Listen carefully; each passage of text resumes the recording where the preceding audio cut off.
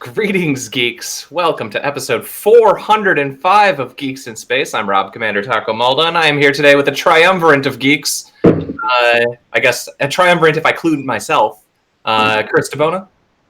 Hello. Rob Roseboom. Hey there. How are we doing today, gentlemen? I'm doing swell. Couldn't be better. There's so many lines.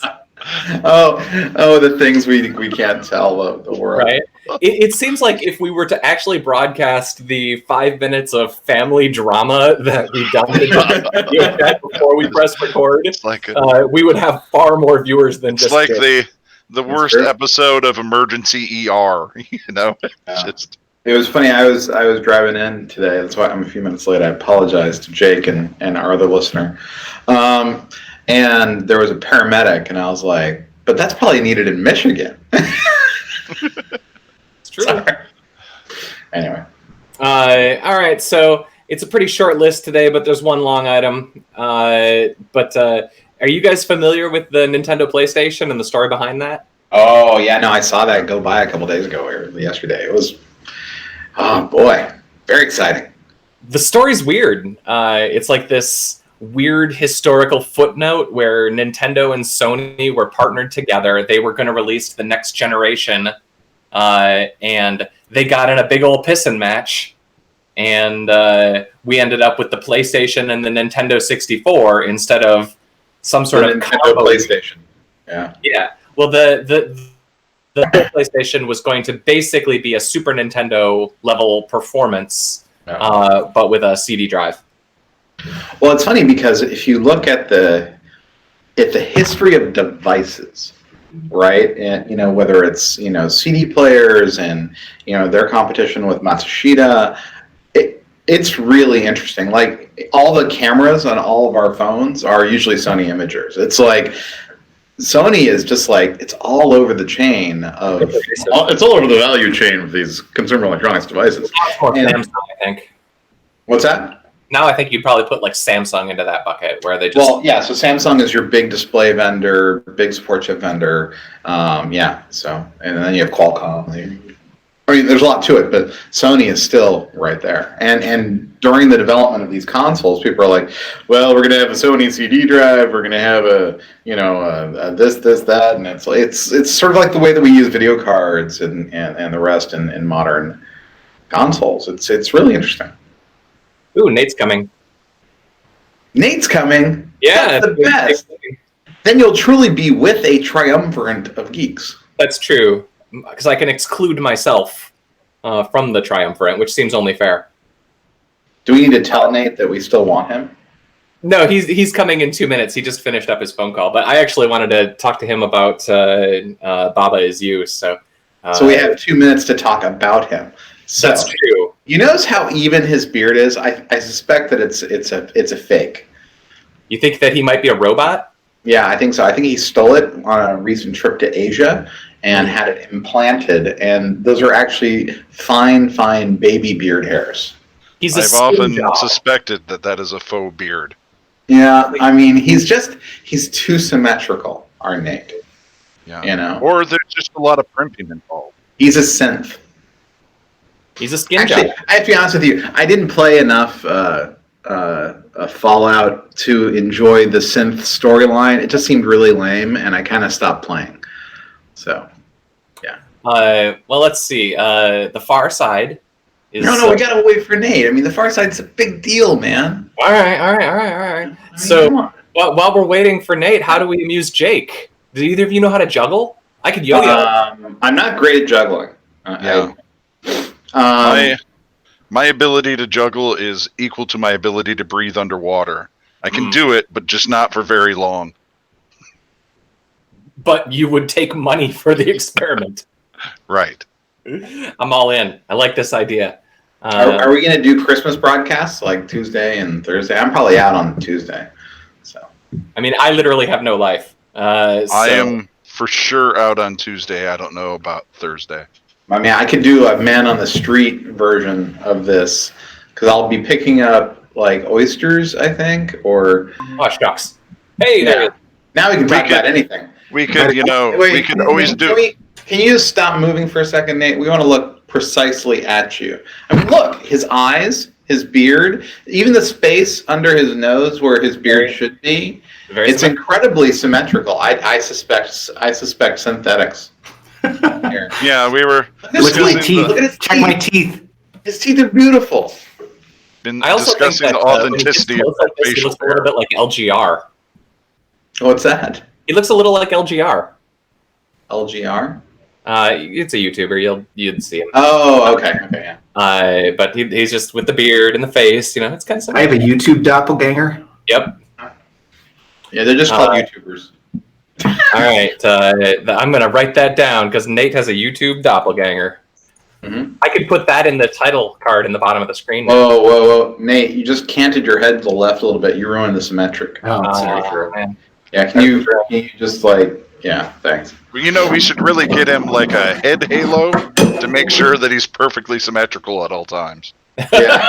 So, Good. there we It go. is hip to be square. So Nate, Baba Is You is like the coolest and most clever thing that I have seen in the longest time. Thank you for exposing us to it. Good I recommendation. love Baba Is You. I'm on World 5. Wow. I'm only like halfway through World 2, and I haven't even downloaded it yet, and I can't wait. it's so clever. Yeah.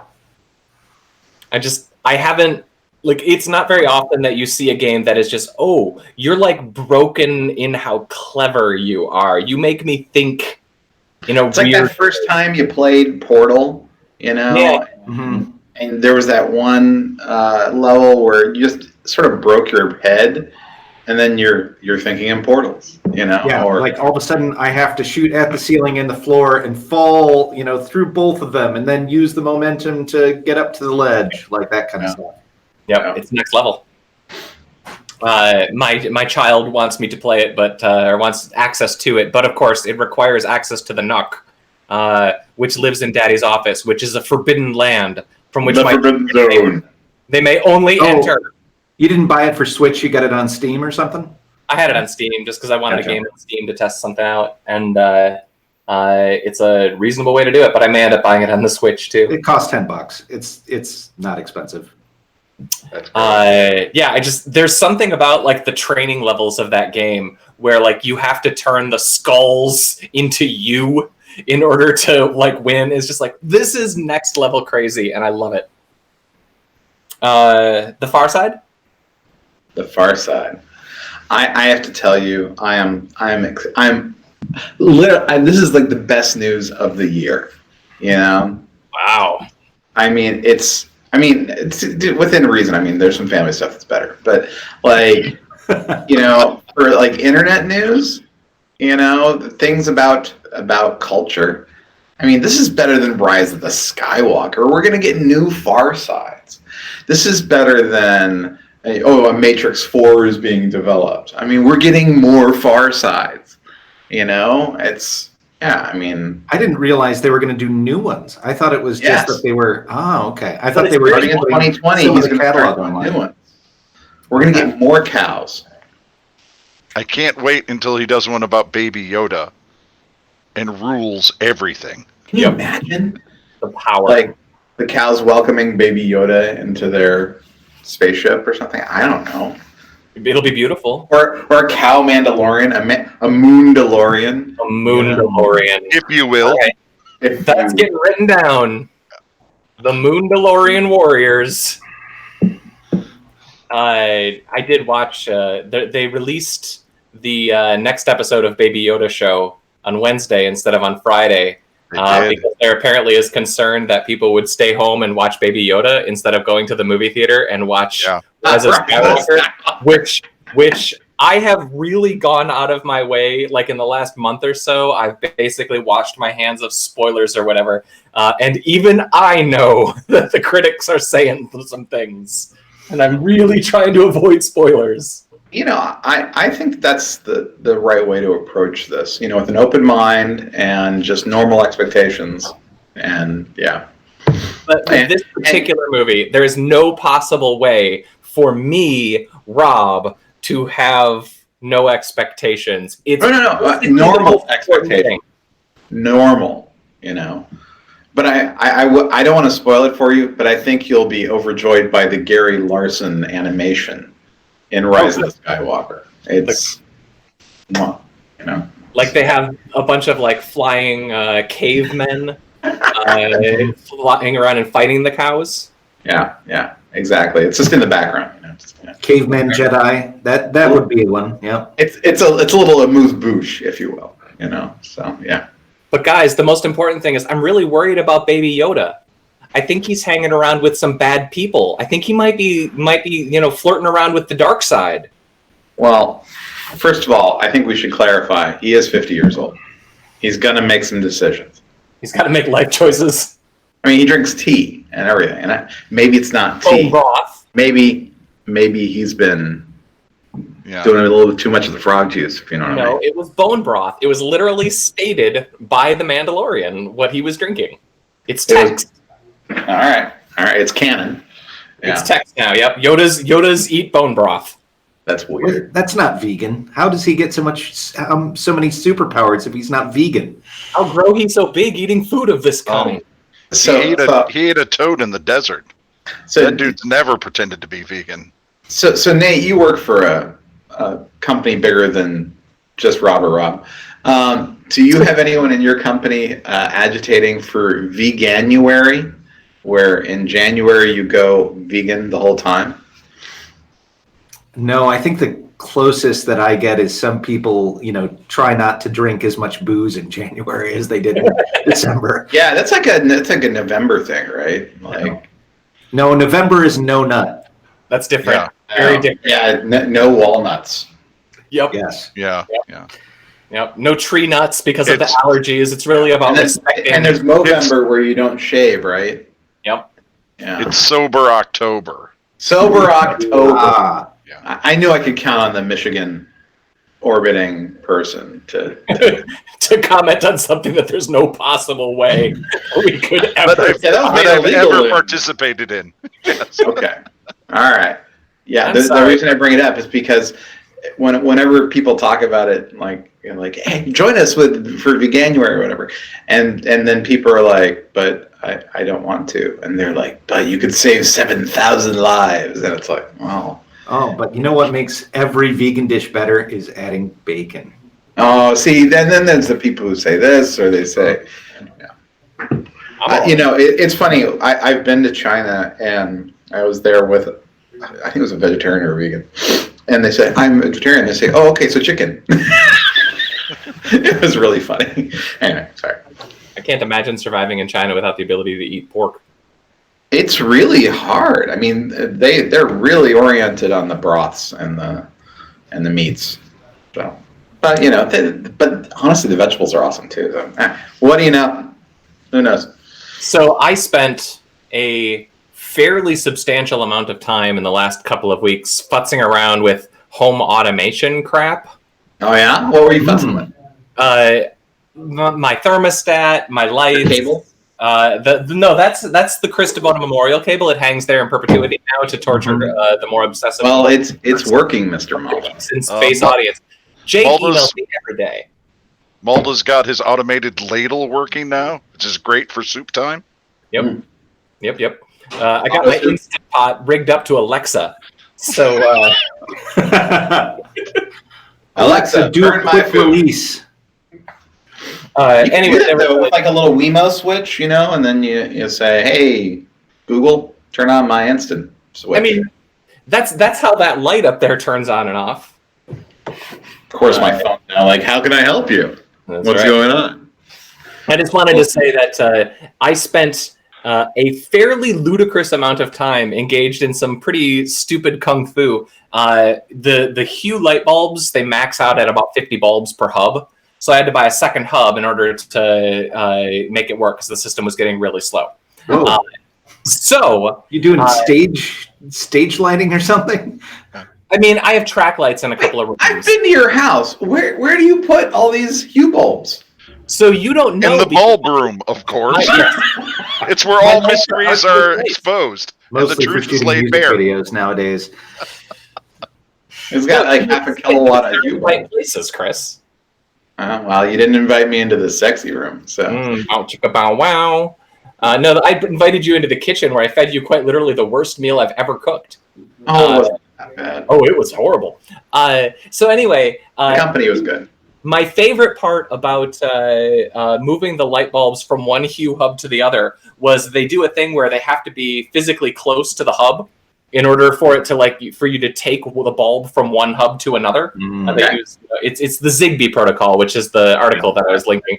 And so I literally was walking around my office. You can't see it, but I have a wireless, one of those Google hockey puck routers. And I had my Hue hub, and I would hold the two of them together on an extension cord and walk around my room holding it up and then doing weird kung fu in order to click the button to trigger the bulb swap. It took me a good half hour to get all the bulbs moved from one hub to another and get everything configured. And even after all of that, it's not necessarily a Google problem or a Hue problem, but right now my Google Home can't interface with the Hue bulbs from the second switch. In order to accomplish this, you need to take a second Google account, log into a Hue account, and then register from your Google Home the second set of Hue bulbs from a different account. It is Looney Tunes, the complications that you have to go through in order to make this work. And all I'm saying is that I linked a story that says Apple, Amazon, Google, and ZigBee are going to develop an open standard for smart home. We're all friends now. And there are very few things in the next 10 years of technology that I would like more than to not have to wander around my house with an extension cord, a wireless route, and two different technologies of the universe telling you that you can put some non-Hue bulbs in your house, that you can have a couple that run on a switch. Yeah, but if I do that, I can't say fancy keywords and then have all of my light bulbs dim when I want to watch a movie. Yeah. Well, I have to be honest with you. During the secret meeting of the ZigBee home automation protocol, there was a specific mention of making Rob Malda's life hell. And it's because of the cable, Mr. Malda. Yeah. Well, it's not the only one that you're trolling.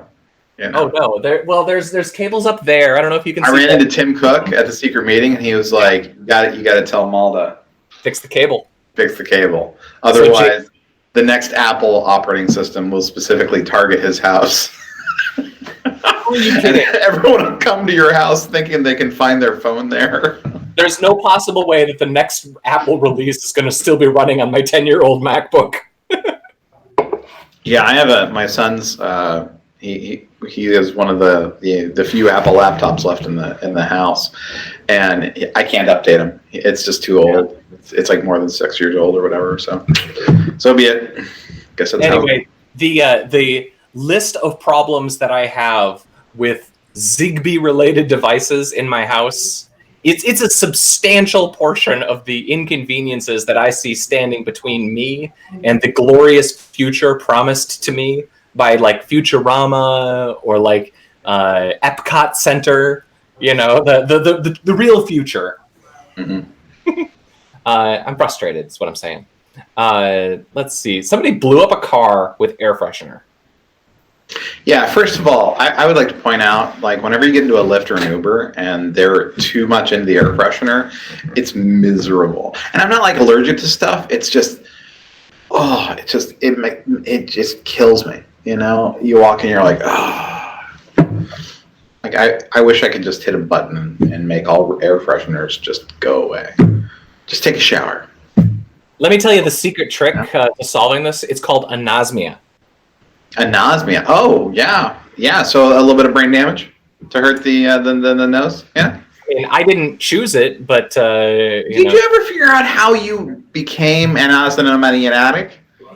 There is no historical evidence to back up the fact that I ever had a sense of smell. My mother cites that she didn't know really that I didn't have a sense of smell until at some point as children, my brother came in and asked when the cookies would be done baking. And she realized at that point that Rob had never mentioned the smell of anything, but the 2-year-old knows that cookies are being baked. So To my family knowledge, I have never had a sense of smell. And most cases of anosmia, when I read up on it 10 years ago or so, are the result of a virus during infancy. Do you have any challenges around taste? Well, I mean, I have no frame of reference. If you've seen his DVD collection, I think the answer would be yes. Clearly. That's true. I own the Avengers on DVD, not the Marvel one, the one from the '90s that is like the British spy comedy. It's not a spy comedy; it's a spy dramedy. It's fantastic. I own those DVDs as well. Emma Peel is like just the best. John Steed, but Emma Peel is remarkable. And I would also point out John Steed has a certain reputation amongst gentlemen's tailors in Britain because he would ask for ridiculous things. He would ask for surgeon cuffs in like a pea coat. He would ask for like the buttons to be too close together or too far apart. He would ask for ridiculous, like cuff lengths. Like, seriously, you talk to the men who dress men along Savile Row, and John Steed is just like this legend of just ridiculous requests. I don't see that ever happen. He was kicked out of Eton, Does he have a sense of smell? Because he was like a prankster. It was like the level of leaving a horse in the headmaster's office level of prankster, apparently. And he got kicked out. So... And Mirror is Oxford. Anyway, so the Avengers are very important, and I think an indication of your good taste. No, it's a train wreck of a movie. Oh, you mean the movie with Ray Fiennes? Oh, that's terrible. And it's got you have terrible James Bond in it. Which one? Sean Connery, I think, plays a bad guy wearing like a giant clown hat or a giant furry hat. Who played Emma Peel in the movie? I don't know. Uma Thurman? Yes, it was Uma Thurman. Oh no, this. You have terrible taste. Oh yeah, that's what I thought you were talking about the '60s show, which is fantastic. No, you had like an hour-long diatribe about button spacing, and I'm just telling you I have bad taste. My goodness. No, the Ray Fiennes one. I mean, that should have ended his career. They should have stripped him of his investiture. He should have, if he has one. I mean, it's that card. Yeah, I mean, he should have turned in his British card or whatever, and it's like, his BAFTAs should have been torn up. Yeah, I mean, that was a bad movie. But to answer your question about taste, I have no way of knowing because I've never had a sense of smell, so I have no frame of reference. Obviously, I do not get the subtleties of spices and herbs, but I certainly get salts and sweets and textures, and I get bitter, umami, all those things. I get bitter, I get umami, I get all of that. Okay. But the real thing is that I nearly died when I was in high school because I was cleaning a room with all the solvents or whatever, and it had no ventilation, and I didn't realize that the chemicals that I was using was so potent. And I literally fell out of the bathroom door. It was a sealed room, but I fell almost like I didn't go unconscious, but I walked out of the room, fell face first into the grocery store. 2 minutes earlier, I would have passed out in the bathroom with my face next to a bucket of bleach. That's terrible. Yeah, I don't recommend it. And the Avengers? And the Avengers. So I have now 24 hours left. I'm going to watch The Last Jedi before. I've watched every Star Wars movie that I intend to watch. I've rewatched them all, excluding Episode 1, which... Just too hard. I can't do it. Although skip it. Pod race was still very fun. If it had just been the pod race. If it was just one of the 3 laps. Because I don't know if you recall, but they show all 3 laps, and each lap is like 4 minutes long. Yeah. It is like almost a reel of that movie. Still, it's got to be better than woohoo, Yeah, that's pretty rough. Whatever happened to that actor? Did he end up doing anything else? Jake Lloyd? Yeah. Gungans aren't real, Chris. So that guy was fine. That was just a cartoon. Ahmed Best is now hosting a talk show or something for like Star Wars like one of their YouTube promotional shows. He's actually in the last couple of years had a bit of a renaissance because he was Ahmed Best, the gentleman responsible for Jar Jar Binks. You were making fun of Gungans. That's right. No, he was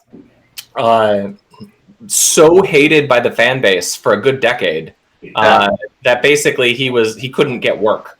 But now we have gone. Enough time has passed. It's been 20 years since. That's a real shame, Emma. Right, but he's now apparently he's being. He really feels for him. Sorry, go ahead. Sorry, is somebody echoing? No, I was saying Misa really feels for him. I was making fun of Jar Jar Binks's manner of diction. So. Which was totally not meant to be a Step and Fetch It parody? Totally not.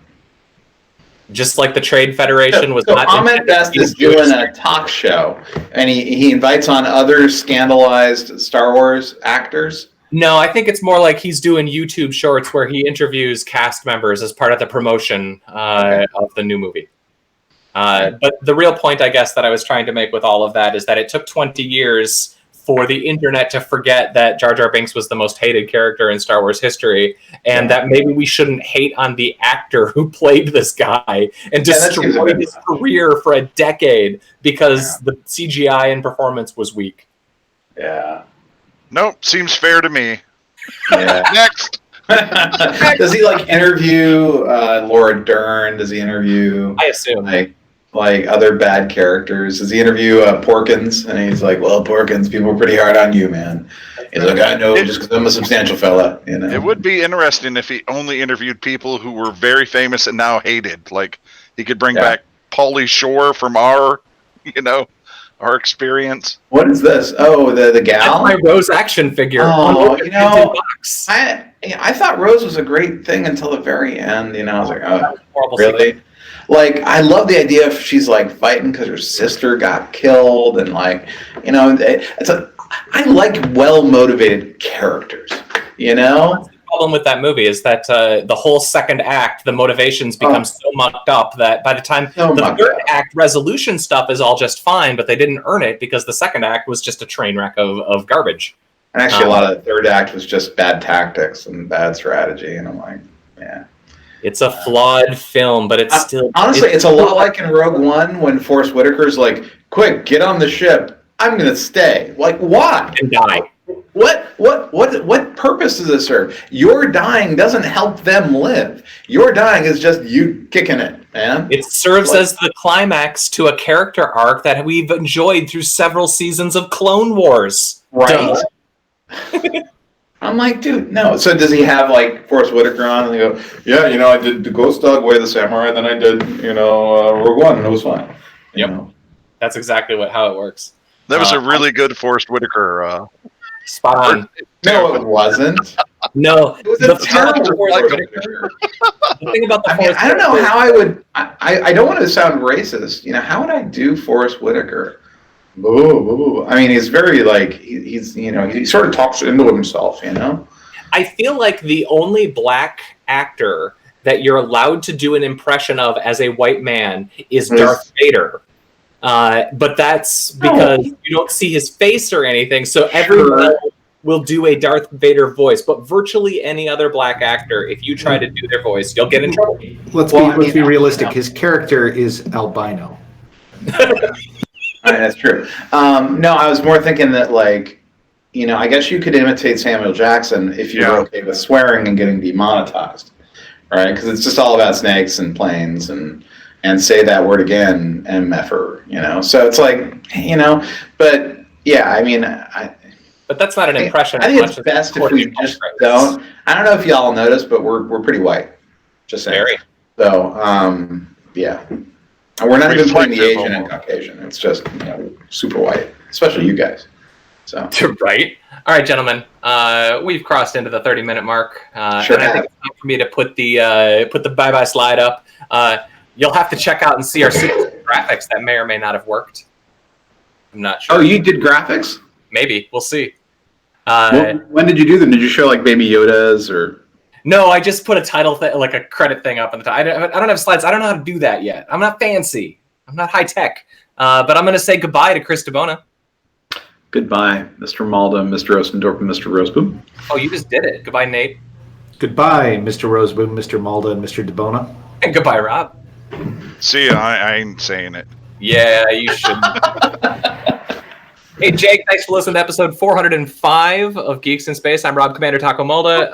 These are the things that I say at the end of the show that make you know that the show is over, so go smash our like button or subscribe button. Subscribe to us on Patreon, SoundCloud, and goodbye.